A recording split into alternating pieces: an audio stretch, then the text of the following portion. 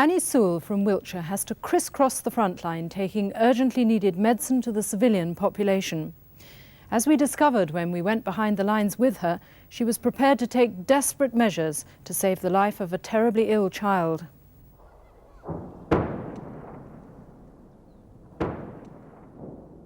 This boy is so sick that he'll die unless he receives urgent medical treatment. In this hospital, he can't get it. This is Bosnia, and the town is besieged. His only hope for survival, Annie Sewell, a British Red Cross nurse. She's on her way in with medical supplies and may be able to smuggle him out.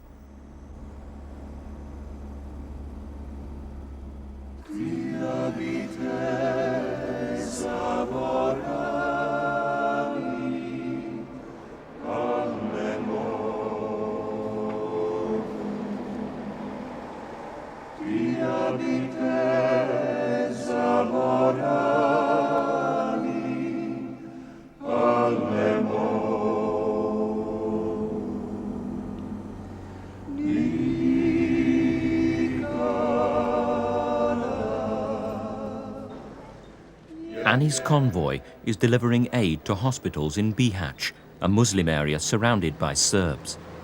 These are the first medical supplies they've received in 3 months.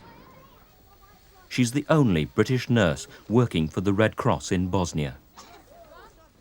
Annie is a veteran of conflicts in Ethiopia, Afghanistan and Cambodia. She's responsible for the medical needs of hundreds of thousands of people.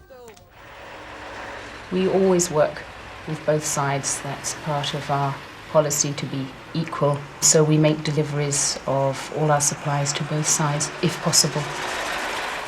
Annie is on the way to the frontline hospital at Bihać. Bihać is not very safe. There's usually shelling on most days. It's very close to the front line. The hospital's been hit many times. It's taken direct hits, and then shells have fallen in the grounds of the hospital and close by, which breaks the glass. And the ones that have hit directly have caused an awful lot of damage.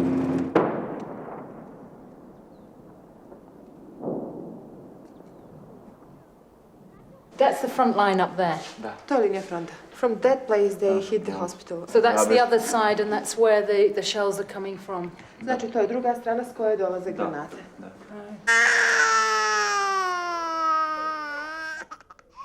Over the last year, 20 adults and children have been killed in direct hits on the hospital.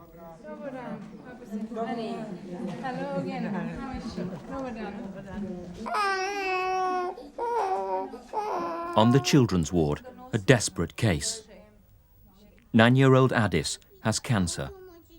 He's so seriously ill that he will die unless he gets urgent medical treatment. But the hospital has no means to treat him.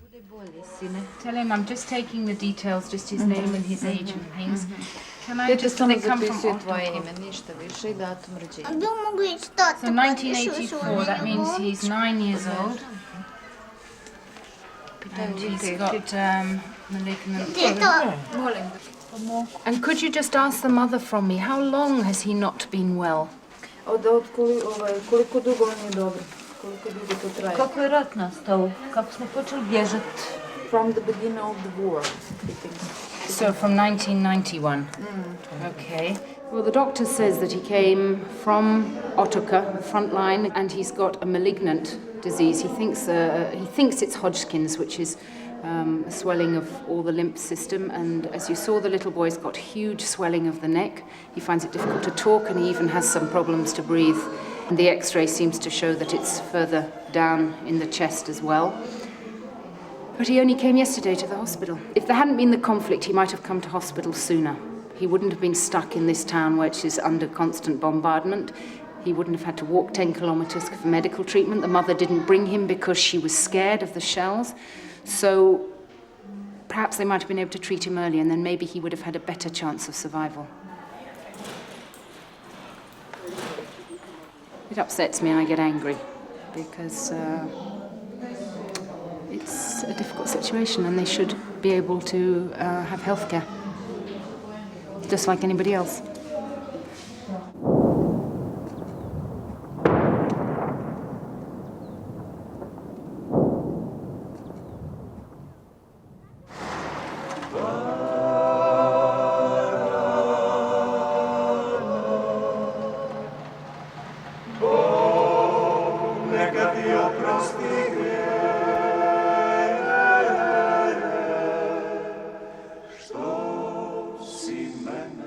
Annie is trying to smuggle Adis, the boy with throat cancer, through the front line to Zagreb.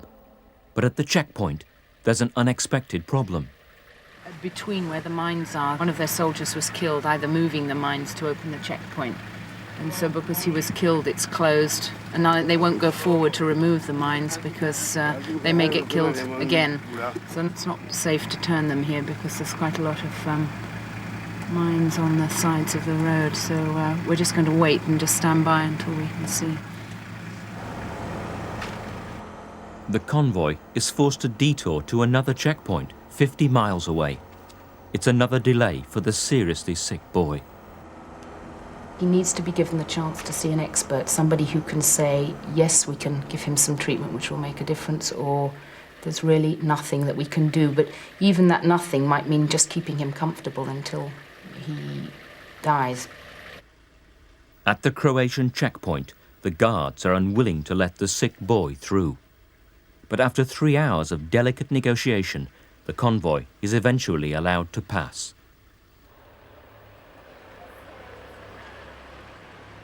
After 8 hours on the road, Annie and Adis arrive in Zagreb. You might want to walk, actually.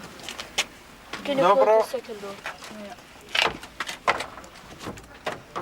You have the keys? Adis now has a slender chance of survival. Because I don't. I have 2 pairs.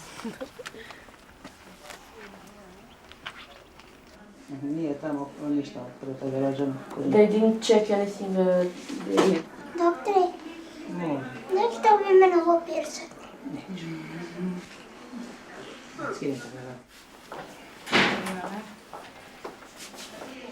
And you always feel more sorry for the children because it's really not their conflict at all.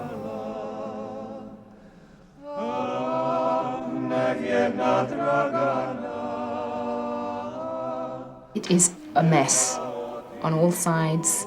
The conflict seems to continue. None of us can see any end. I just hope it stops soon. The boy Adis has had chemotherapy and his swelling has come down. The treatment he needs now is only available in Austria, but the Croatians won't let him out because he has a Bosnian passport.